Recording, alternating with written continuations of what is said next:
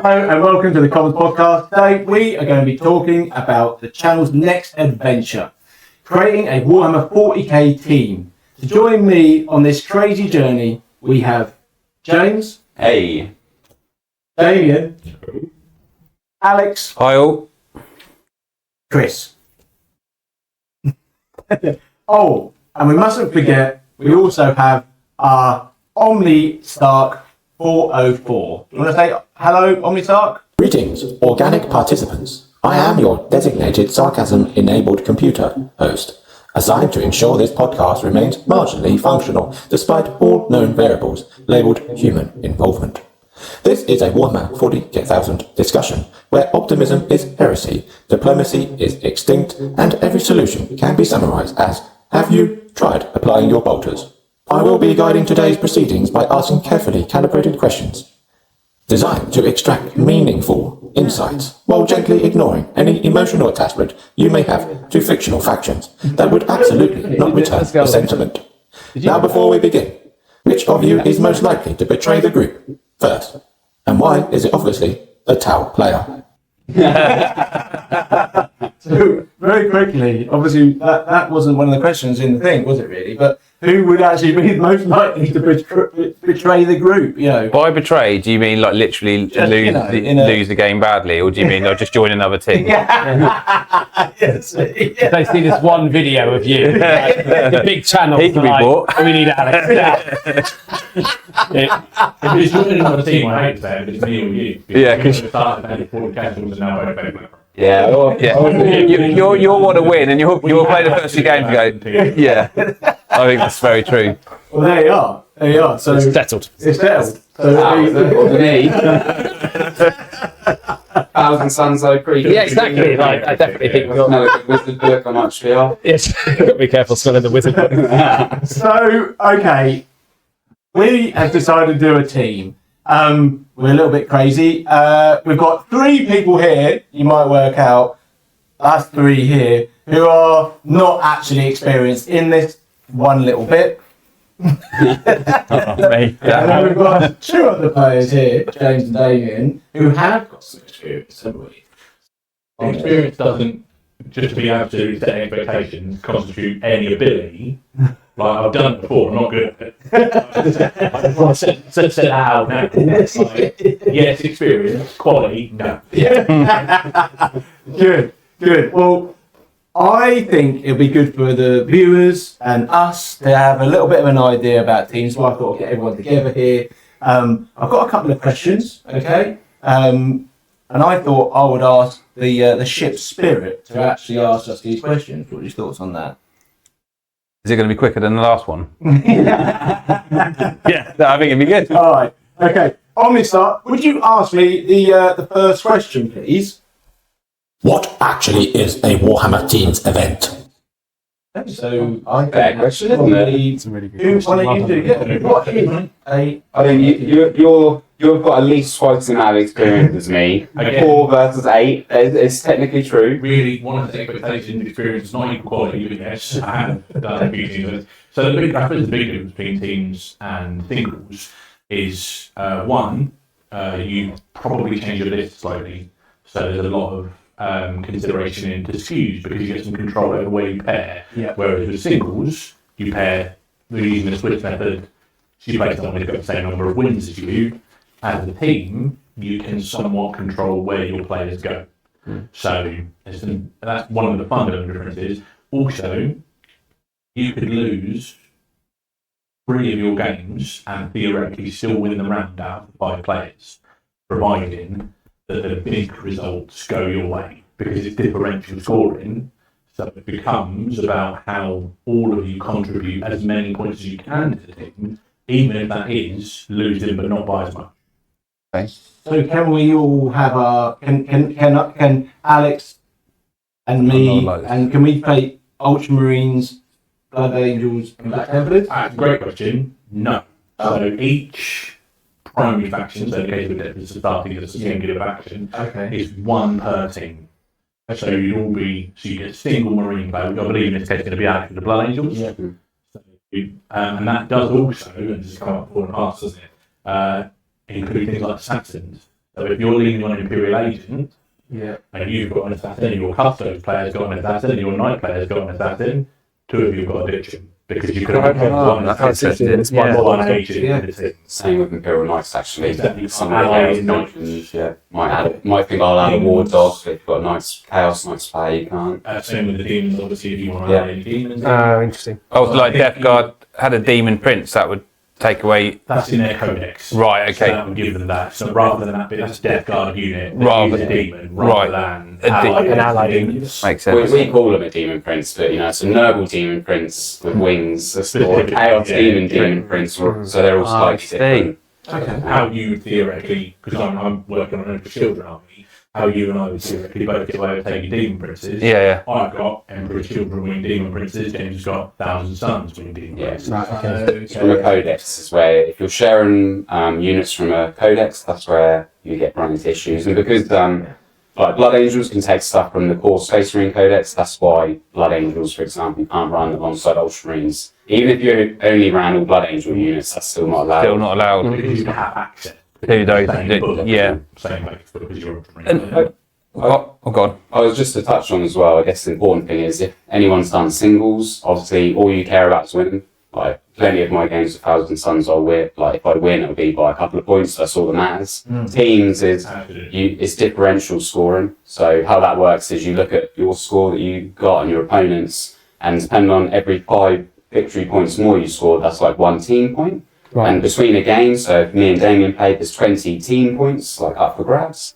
And The battle. yeah, perfect. So you're basically planned for battle points. So if me and Damian drew, and a draw in teams is within 5 victory points. So if I beat Damian by 1 victory point, that's actually a draw in teams. Yeah. So teams really encourages going big, so big wins, and you're trying to minimise your losses. So teams can get quite funky because singles, your list, you might think a bit of anti-tank, a bit of combat, a bit of general shooting, some stuff to do actions. But in teams, you think, well, my captain's going to pair me into someone who can't kill tanks, so I'm just going to take 15 tanks. That would be rubbish for singles, but in teams, if you pair into someone who doesn't have a single lad cannon, They're in trouble. then how are you going to kill 12 even rough battle tanks? Yeah, yeah. It's got to be your Terminator list. Yeah. James actually briefly ran 30,000 Sun Terminators. But if you can answer 30 Terminators, you get tabled and loses the game in singles. If you can't, he wins it. But in teams, your captain makes sure you don't face it because it can kill 30 Terminators. I'm interested in that bit. Like, how does so obviously you turn up to a singles or a doubles,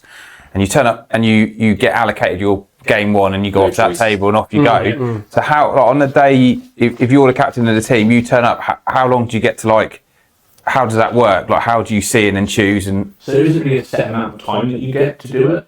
But chances are, obviously we'll all be staying together the night before, we'll probably talk about our favourite pairings the night before, if there's anything specifically you want to avoid. And then what you do is there's a team's mechanic where you face down lists. So you'll put down a defender list each face down, and then reveal them at the same time. So using the example of our forces here, let's say Chris is playing for a different team to us. Yeah. And they should put him do, really. forward. That's why you betray. They put him forward with the tower as a defender, yeah, and then you put James forward with 1,000 Tons as our defender. Both face up. Now we've got a choice. We know their defender is Towers, so we can put 2 attackers forward. So we say, right, Towers is a great matchup for Alex, and it's a great matchup for me. So we put us 2 face down, and they put 2 players face down. And then you reveal at the same time again, and they get to pick from those 2 for their most favoured matchup. So we've got a little bit of control because we think these 2 can take that one. But then the town player goes, I'm more confident into Blood Angels than I am Necrons, so I'll take the Blood Angels. and we can do this the night before the tournament, or you do this on. So you do that when you meet your opposing team. You get paired into your opposing team, but the upside to game 1 the night before is you have your pairing Already, I see. know who I've you've got. So you get a bit exactly. Yeah. You get a bit of time Just to like that. singles, right? Exactly. The You night- could the you could night- get anxious about your matchup for 4 nights in a row. Then that's it. That's exactly it. Yeah. But then coming back to what James said about differential scoring, this is what I meant by you could lose 3 games and still win the round. Because if you guys all lose your games, say 11-9 on the differential scoring, but James and I both win our games 20-0, the team scores 67 points. Yes. Yeah. Yeah, that's right. Yeah, 67 points, which is a win because out of the possible 100, you need to score at least 56 to claim a win because of differential scoring. The battle points up for grabs across the games. Yeah. So even with 3 losses, we could win the round if we get 2 big wins and 3 tight losses. So that's why one of the big things you can do in teams is go, you know what, this isn't my most favoured matchup, but I think I can score at least 10 or 11 or 9 or 8. But you go, even 5. Yeah, but you go, I'm going to get none against this guy. So James, could you score 5 against him? And if James says, yes, I can, well, 5 is better than 0, right? So you then try and favour your parents that way.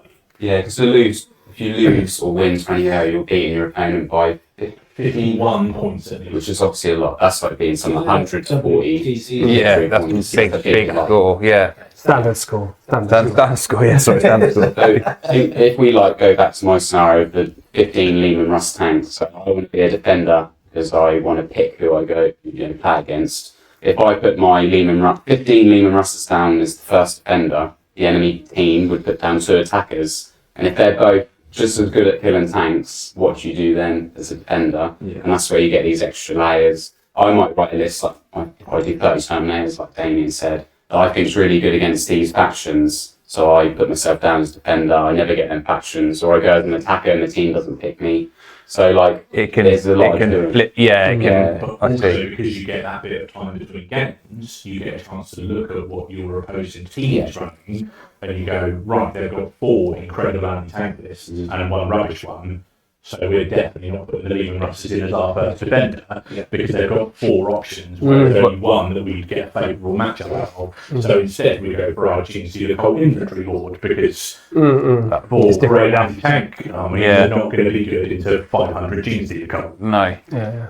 And so after we all have our first game, you get the results from them against the first team, and then I guess we all know where we did, and then we get assigned another team, do we, based on those results? And then So you'd add up how much each of us scored. There's not our victory points, there's that differential point. So I win 20 points, Damian draws 10-10, that's 30 points. Rudy loses 5-15, 35, and so on. And then you have to get over 55. You need to get 56 points because to win the round. Scoring is factored into things as well. So we'll cover like lists and what we're going to be playing in another podcast and that. But when we decide on, or we go thinking about what list we're going to be doing, stuff like that, we need to be working on basis that, okay, I'm going to be working with the team, manager or coach, whatever that is, and deciding, okay, I need to be making a defender list or I need to be making an attacker list. And I think as part of the prep review, we can make a matrix. We can cover this in another session, but a matrix is a spreadsheet or a table, whatever, and it will just list up all the factions of 40k, and there'll be 1,000 Suns, so I'm running 1,000 Suns, and I'll say, I think this green into guard, then I can win 15-5, but it's red into Blood Angels, and I might lose and only score 5, and that's like another tool for the captain to quickly look. And obviously you want to line up all your greens as best you can, and you think, right, that's what we predict we're going to win. Obviously we're a very new team, and it's obviously new experience as well, because I don't know. Being captain is a lot of pressure too, so having that extra information is actually really handy. I mean, James and I have done teams under our friend Tim before, and he's a fantastic captain. And what he did the last team development did was exactly that kind of matrix. And then he sat by himself with the matrix before the games and went, here is our optimum pairings, here's our second optimum pairings, and here's our sort of third optimum pairings. As long as nobody gets their 4th or 5th, we'll maybe get a draw this round. Okay. And then you try for the greens, you settle for the yellows, and you avoid the reds. Makes sense. The captain has a big job in teams. I mean, not to play that down, I tried to captain once, and my friend was just like, please, I don't want to fight Custodes, and I paired him into Custodes 3 times in a row. And like, he took it like a champ, but that was not his fault, and obviously in my mind I thought, I'll put you forward, but every time it just fell down to him getting Custodes. He won 2 of them, he was also playing Blood Angels, so watch out. He was. So I think I just want to highlight, teams is really important for the captain to really have an idea and control over the pairings. You put one person down wrong, that can cascade across all of them. Before you know, 4 out of 5 is a bad matchup. It's going to be a bad round. Because your last person doesn't get a choice. Then you're going with 2 armies at the end. You're left one, you're left one. So your parent wins with whatever they have left. PE being the last pick for the team. I guess I'm in goal then. Yeah. So is this your first time captain? I've done it once before, Yeah. and the best I did, and I'll be honest, was I essentially said to my team before each round, what do you want to avoid? We didn't do a matrix or anything. Yeah. I just said I won't give you whichever. If you pick one army you don't want, I'll make sure you don't get that. But that was I don't know all what- I really did. Yeah. And I think in hindsight, while that worked for us at that point, that's definitely not the most efficient way to do team pairing, because sometimes actually you might want to send somebody under the bus if they wouldn't take the hit, because it's going to get you 4 wins to 20-0, Then- and one person's getting 0. You're still not that getting 80 bad. points in the round. Yeah. So I don't think at my level either, I don't know what you think, or you, but I don't know if I'd be qualified to say to you, I don't want this army, because I don't know if I'd know. Yeah, but you're what only going to I'd get be- qualified by the experience. Yeah, that's what I mean. You can't just sort of... I mean, I could say with my army, you know, playing you with your rep X's or knowing your knight army, that I don't have like Blood Angels with Liberator Assault Group. They're not strong enough. Even those 2 dreadnoughts, they're too swingy to like go into like big armor. They might deal with, like you said about all the tanks, they might deal with one of them, then they get shot off the board, and then I'm just getting chewed up for the rest of the you round. say you don't have the knowledge to do that, but you just did, because you literally just highlighted why you wouldn't go into that matchup. So you actually have already Yeah, some. I shocked myself, to be honest. I've made some stuff.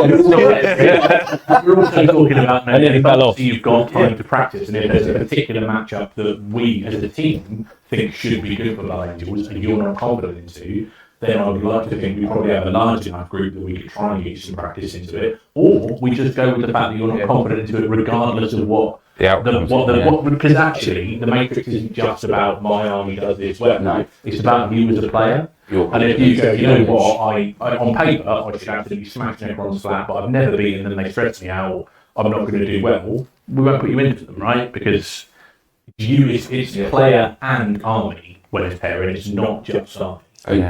The funniest thing is there's like 26 armies in 40k. I'd say as my rule, you play an army about 10 times to know what know they're what it about. does, That's yeah. 260 games of Warhammer of singles To know lists, them all. and people turn up with wacky stuff like 3 Bane Blades you never would have seen before. Yeah. 15 So, or 30 yeah, some of you would never see things. Yeah, so to your point, some of my parents, I'll just say this is a good matchup because I know Necrons, so I play Damian all the time. Yeah. I don't even know if my army's good against Necrons, but I at least know You know What they what's going do, on. yeah. I've never played against Agents of the Imperium. I heard they're a meme army online, but some guy won an event. So or the recruit list we were talking about before. How can you prep for, you How can you can't prep you for that? can't Like, prep for that, no. You don't even know who the person you're playing if they're any good. And then Yeah. exactly the sort of list you'll see at a team. Yeah, definitely. It's like a 200 recruit list. Who's Because you pop it down and you go, you know what, we'll put this in as a defender because they've got 4 various heavy hitters, and I don't care if you're shooting damage 3 at 1 wound crew, it's 200 crew. You're not getting through them all. So, I'll just stand on objectives for the game. That's exactly it. So you control it that way. Okay. Well, I think we covered that. I had another question, which was gonna be what was the difference between them, but I think we covered that too. The difference between singles and teams. Yeah. All I would say just on that specifically, I think teams is the best social 40k and the best type of event to attend with friends. But it is not, in my opinion, the best or the most rewarding way to play 40k.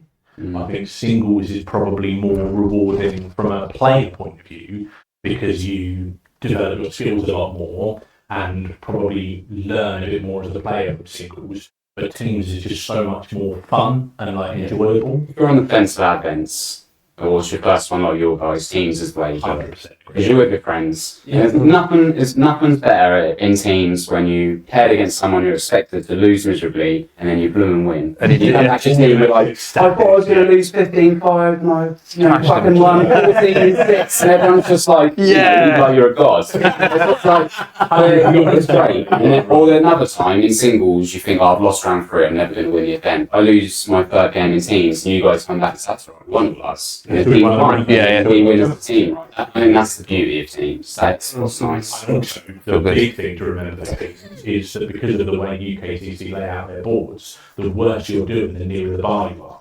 Yeah. And that is like a key rule. The lower you lower down the tables, the closer the beer. And I think that's like, that is the big thing for teams. Yeah. If you're on the bottom table, you're right next to the bar. Okay. Well, look, on to the next question then. Yeah, shall we do that? Yeah, let's do that. Okay. So on this, whatever your name is, 404. Give us your next question. What's your biggest weakness as a team right now? Is it the Blood Angel player? I knew it was coming. I knew it was coming. I didn't get all of that. What's Sorry, your Reed. biggest weakness as a team right now? Is it the Blood Angel player? I got it. What's your biggest weakness as a team right now? Is it the Blood I'm Angel going to stitch you player? up so bad. I think our biggest weakness right now as a team is that Rudy can't pick and stick to an army. Our biggest weakness as a team. Pick that up when you cut this back. Very good. I think that is a valid, Absolute valid point. sort of comment. Yeah. Yeah. What's your plan? That's the future podcasting, isn't it? Look, I've got a problem. I'm not too I sure. just said it's not a lot of months. Yeah. I've got an Eldari list that I'm starting. Got a lot of painting to do. 200, how many games did you need to play to get used to everything? Yeah. Who might get to it? Nice. I've got an For the Eldari. next 4 years, you'll be fine. Yeah, well, and this is the thing is we can't. Because I played Black Templars, you played Blood Angels, don't you? I didn't realise until tonight that was a thing. So What, Blood Angels? But I did. You you can't do I did. multiple So space that's marines, on yeah. me. So that's why I did start the Eldari. Then I sort of started. Oh, my Ultramarines, and then I started buying Ultramarines. But I do need to stick with the Eldari. The Knights are. I know we're stealing another podcast now, but you've got the Knights there, and I think no one else is playing Knights, are they? No. It might be really good because you can now towing in is going to be the easiest it's ever been in your life. Yeah, and Knights. towering. I think Knights could be the. Yeah, and then you don't have to be a character to do action and shooting. It's just Knights are just naturally a screw army. It's an army of vehicles. Some people just can't kill vehicles. Yeah, that's That's the yeah. beauty of things, isn't it? You go, And the new Destry model looks really cool. yeah. Does look Okay. really cool. All right. Well, look, we can discuss this on future podcasts when we start talking about the list and everything else. But maybe the Imperial Knights is the way to go. I know how to play them and that. And another choice to buy another option to buy another model. I think It's not many models in an army. No, exactly. A lot of Definitely. pain. I think this might be a bit wishy-washy. We're talking about what our real weaknesses. I genuinely think it's player confidence level. Actually, like the belief that you're not going to do well is probably far more harmful to your chances of doing well than going into it sort of more neutrally, just thinking I've got as good a chance as anyone, and especially at teams because it attracts such a varied crowd and such a different level of skill. Actually, you're not playing people who play every single week without fail. By game 3, you should be pairing teams that are about your level, and then why can't you win? There's no reason you shouldn't be able to pick up wins. Yeah. So I think our biggest weakness as a team at the moment is the belief that we can't pick up wins. Believe. Yeah, believe. I think that's good. that is a fair point because when you do even a single competition, you get that stress, don't you? And then like even basic rules that you know inside out, you start questioning whether you're playing it right or are they playing it right. But if you relax and just think, I'll do all right, and play the mission, play the secondaries, you do all right normally.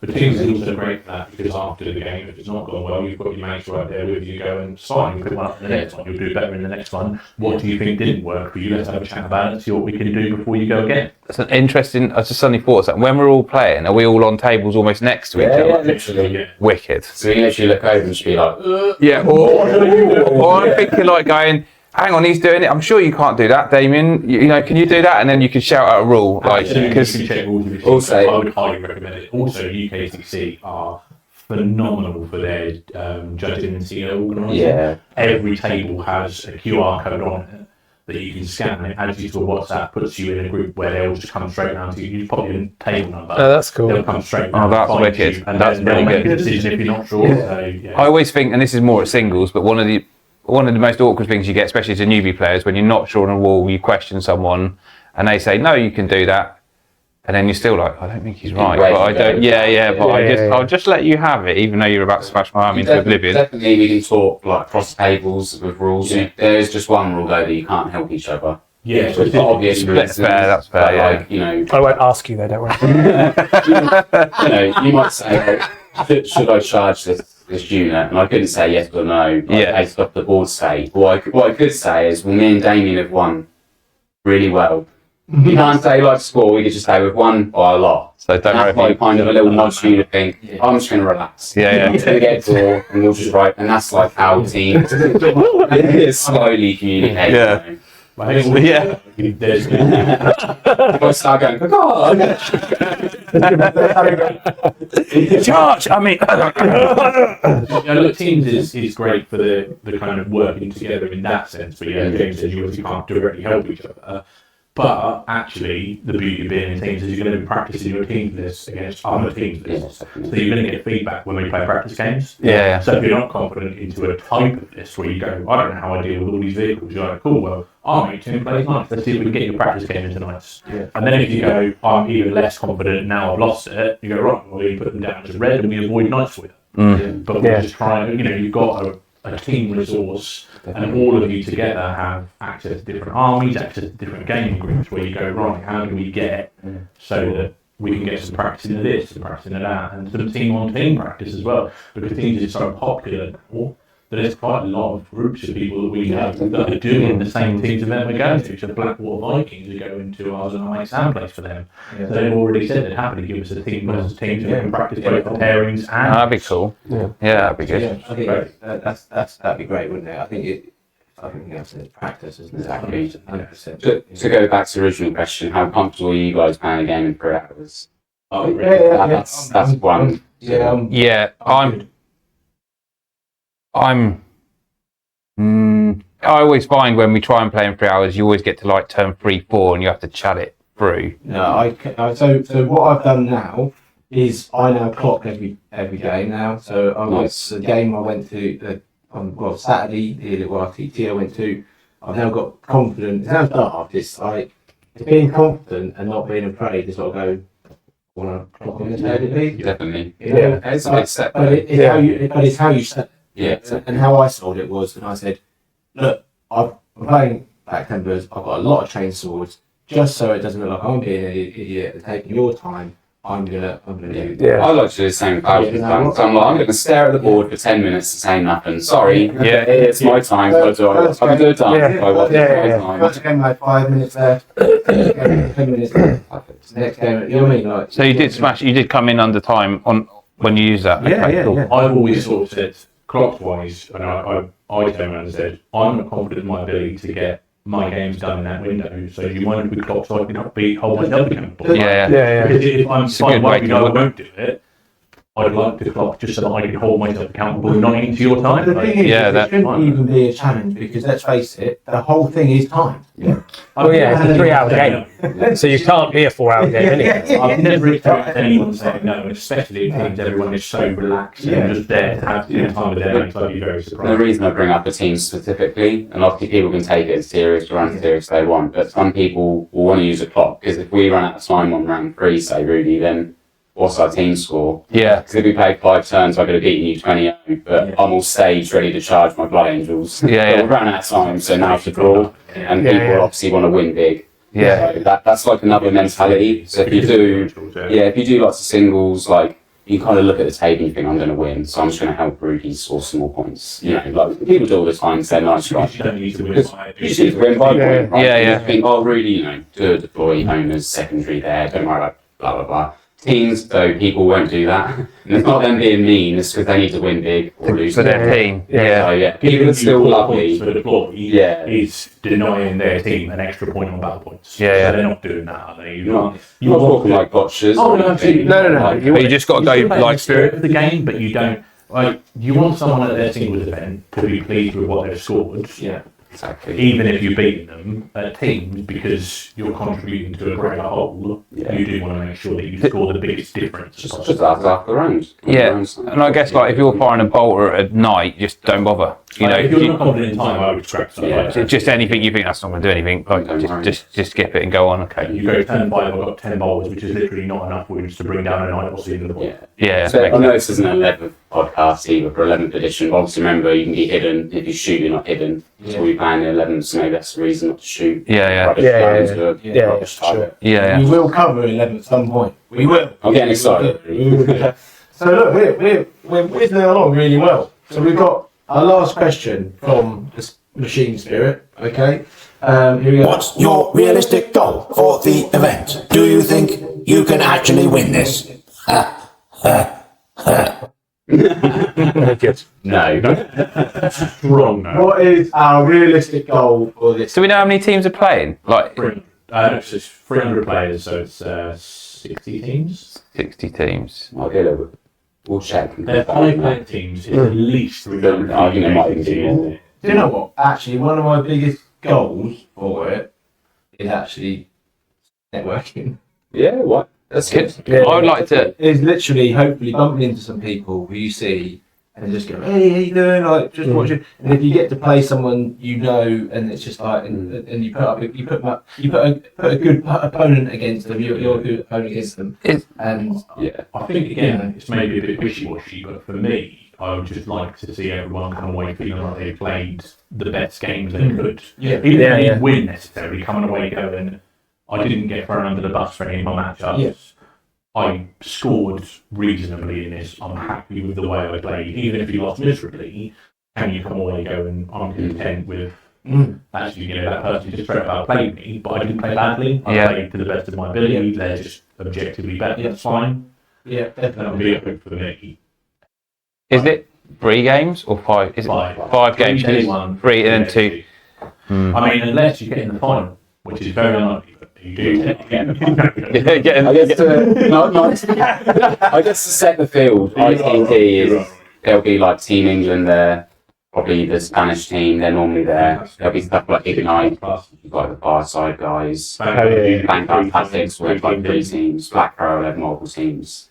So like We'll definitely smash them, right? Yeah, easy. I'm not even saying.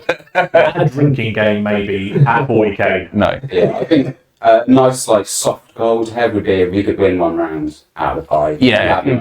Because I will say it's quite hard to win a round of teams. Yeah. Because it's not anyone's fault. If someone loses like 0-20, it's very difficult for the other player to cover that. Yeah. And that will just happen. I don't know what to There's a say. little Like, bit of someone will. Sometimes you get teams of like 1 pro player and 4 of their mates. All it takes is that pro player to just smash everyone 20-0. There's the league Sky always does with these games. Round 1 when we did teams last, I think it was, maybe last August, and I played Jonathan Clark from Team England. Yeah. Oh, yeah. And everyone else got like quite a favourable match. I think she might have even won that round. Yeah. But he just stomped all over me. I think he's 16 forward me in the end. And I was like, and to be honest, I came away thinking, I'll take 4 points. If the player for Team England, you know what, I'll take 4 points. But yeah, but then I think he genuinely might have won that round. Yeah. Because it was one fantastic player going with people who don't do events outside of teams. Yeah. That's quite cool that he does that as well. Like he's chilled and not. Yeah. It's a lovely guy, I will say. Like, he actually destroyed people. He was really nice about it. What about you guys? Like, will this be a first event? Obviously, you did a small one just gone, didn't you? A few little, 1-day things and that. We've got, me and Chris are at the GT. Local. Oh, yeah. So that's like gonna be our first sort of like 2-day one, isn't it? So yeah, I mean this is going to be I suppose the largest one that the second largest one will do. Yeah. Really. Yeah. And I have done a 2-day one. I went with it was a military one. It was Bath, and I went with the guys over at the local base and stuff. And that was 2 days. That was a pairs one. So I've done a few, but not lots. What about you, Alex? Have you done any events? So I did quite a few events in 9th, and then I've not done so many in 10th. Any 2 days? I've never done a 2-dayer. Just The done big thing singles. with 2 days is it's a lot more tiring than you expect, I think. Yeah. 2 days is always Look after your back. Yeah. Sit down, as much as you can, wear some comfy shoes. Get your orthopedics on. Yeah. Definitely. Surprising, it does make a difference, doesn't it? That second day, you really do feel Your brain starts to melt. Yeah. Game 5, day 2, you're like, oh my god, I just want to go to bed. I think though also it's the people you're with too, isn't it? You know, if you're going, you know, we all get along. You see, I mean, we'll have a laugh from that, and then at the end of it, you know, if you can just sort of, well, if you can just sort of just be able to just unwind, just have a chat about it. You see what I mean? And we always try to do a meal on Sunday night after the team's games have ended. Get together, go and have a meal. Sounds good. Yeah. Through, even if it's as simple as how did we lose 5 rounds, we're all rubbish before we go, let's have a laugh. And enjoy a nice meal. I will say as well, there's awards for all levels. So we got the best one win bracket, so we went 1-4 for our What first is one. this week? Every time we said we. See, it was already been. It's already grown up. It was best general in the 1-win brackets. It was the player that won the most games and scored the most battle points. A single player. Oh. And every time James was like, we. Like, that's not All we. I'm saying is they handed out 5 certificates, one for each. They say, I've got one. It says for our team, so there you go. Yeah, True. No iron team. What other rewards can you get? Is There's there, one in dickhead. I hope we pick up something. Yeah. Not a wooden. Is there a wooden spoon? Those wooden spoons. There's also best dressed. Best dressed. Yeah, a friend of ours who won it a few times have gone in like full Hawaiian shirts with luau's and all sorts. Oh, I'd like that. So yeah, there is a best dressed. I don't. No. Oh, that's right. He's a rock star, man. Yeah, man. Always the wrong star of the hobby. I keep forgetting the wrong star of the hobby. Price, look out. No, it's good that we can get some different prizes. Yeah. Yeah, But not just how your skill set is on the table. yeah, but I think just a broader thing about like the Warhammer community though, as you kind of consume more, is that one, what I've learned is that the Warhammer community loves both moaning about the rules as they are and moaning about the rules when they change. Yeah. And the other thing as well is that everyone will tell you something is amazing, and then you'll see someone like Forger Piles tell you basically. And I know obviously he's an incredible player, and that goes back to your point earlier about general versus toys. But I also think they're just people when you're rolling dice. Like actually, you should just go into them confident. I'm going to go into every game supremely confident. Yes. Every game I'm going to set up on the line, and every game I need to go first. Yeah. And if I don't go first, I'll be off the pick up your models and table. walk I'll be off the table really fast. 100% of the time that'll work, 50% of the time. I think it does bear saying, like in terms of bigger events. It's like, Nice track. it does bear saying. It's never. I've never had a bad experience at a larger event. I don't think. I can't think of a single time where I personally have had a bad experience. I've had some interesting shit talk. Yeah. And then through this one, And it's not gone well. I've shared just one story. It's when I was playing Orcs and the guy had Dark Angel. He was a nice guy in that, but because your teams are kind of Oh, no, off he the definitely room. wasn't a nice guy because I came over and told him off. Yeah, you can hear the team say like, I'm going to smash that Orc guy, and then I beat an 18-2.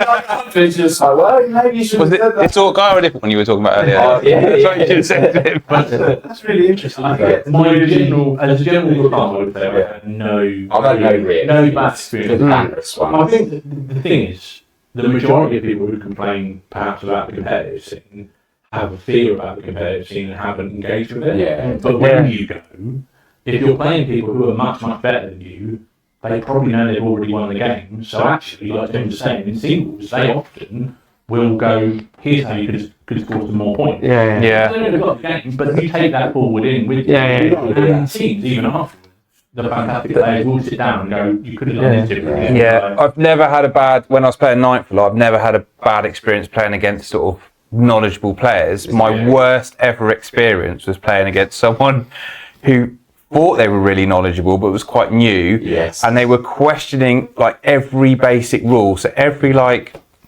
2 minutes we had to get the TO over to clarify, because I said, no, that's not how you play it. And they're like, yeah, it is. And I'm like, no, it's not. And I'm not going to let you do it because you will literally kill me. And then the TO kept coming over.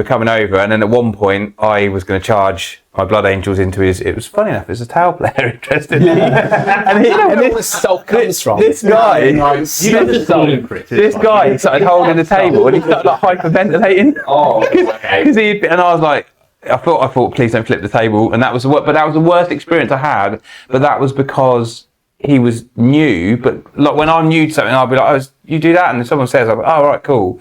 But he was not having anything. You know, every rule, and I was like, oh, this is going terribly wrong. I've had games like that where, because like for me, Warhammer is like an obsessive collection of knowledge that I just want to accrue all of the knowledge, and I just want to eat all of the knowledge that exists. And I'll be terrible at it, but I'll remember all of it. Yeah. And I remember he had the Paragon war suits, and I was playing Ultramarines, and he was like, "I'll pop smoke," and I was like, "You've got the smoke keyword on those?" And he was like, yeah, I have. And I was like, do you just want to check the card? Yeah. So I've shut my eyes and I can see the card. And you definitely haven't. Definitely not on there. And then he said, oh no, but I'm just playing my house rules. I was like, well, I don't know where you live, but we're not in your house now, so I'll be hitting you on 3s, re-rolling everything. Oh, that's a shame. They're all dead. I'll go back to what you were saying though. Playing against it was like playing against you, like a really experienced player. I didn't know this at the time. It was one of my first games in 9th. He's a really nice guy, American guy off the base. He's gone back now, but anyway, I didn't know he was really experienced. I broke one of his models at the start of the game with my tape measure because I dropped it, which I just wanted the world to eat me up. But then he killed a dreadnought that I had, and he said, "Right, do you want to see if that explodes?" And I'm like, "No, it doesn't explode." Don't know why I said that, and he's like, "I'm pretty sure they do," and I was like, "No, I don't think they do," and he's like, "Oh, okay, no worries." He smashed me every which way but left. But he was right. He'd been playing for years. He was a brilliant player, and I did exactly what I just said. I was like, that doesn't explode. Having no idea what I was talking about, but I just panicked. I just panicked, and I was like, "It doesn't explode." I think there is a big cognitive load of Warhammer in general. Well, this is the thing we were talking about the other day. But I would say, as far as player quality for attitude goes, is that I've had way worse experiences at your local gaming club than I have at because if you're paying 75 quid a head plus accommodation to go to an event, you are very aware that it's expensive for everyone. You don't want to ruin it for everyone. You don't want to get a reputation for being an unpleasant person. No, 100%. Yeah. One guy's one idiot. It's difficult, isn't it? And everything. But I think it's also about taking away, particularly for you guys who are at your first 20 teams event, something that James said a while back when we did the not single shooting, and that stuck with me, was you're not an average player as soon as you go to an event. Oh, yeah. The average player doesn't go to an event. You're already above average in that you've taken the step to go and play. You're a competitor. You are genuinely, you're above average at that point. You're trying, right? This is what that looks like. Outside of the comfort zone, steps you are going, you're going at a level I'm open to that a lot of people aren't coming at. I always worry when Damian quotes me, but that one's That's acceptable. a good point. I'm not careful with what I say with you. I think we've covered some of the real sort of like basic bits about what a team event is. Hopefully that's helped people who are thinking about doing it. Do it. And if you've done it a lot, then put in the comments how wrong we are. But yeah, I think the next one, look forward to, should be talking about lists, do you think? Where we should have better understanding of a level. You should have. We can at least agree like our categories, couldn't we? Exactly. I'm going to be like scoot vehicle defender. That's it. Yeah. So Combat attacker. Some of the archetypes will stay the same regardless, won't they? Yeah. You're going to have melee rush, you're going to have... all right. So next podcast we won't be talking about the actual specific list itself. Because that'll be secret. That'll be secret. Okay. But not written or picked. But what we Painted or owned. will be talking about is how we fit into the attackers with defender. Sounds good. Does that sound good? Sounds good. It's very exciting. All right. Well, thank you very much. Cheers, Look out all. for the next podcast. Hope you enjoyed it. Omnisarc, kill it. Self-destruct mode is now initiated in T-10 seconds. No, stop. 10. Stop. Self-destruct mode cancelled. Sorry, that. See you later. Bye. Bye.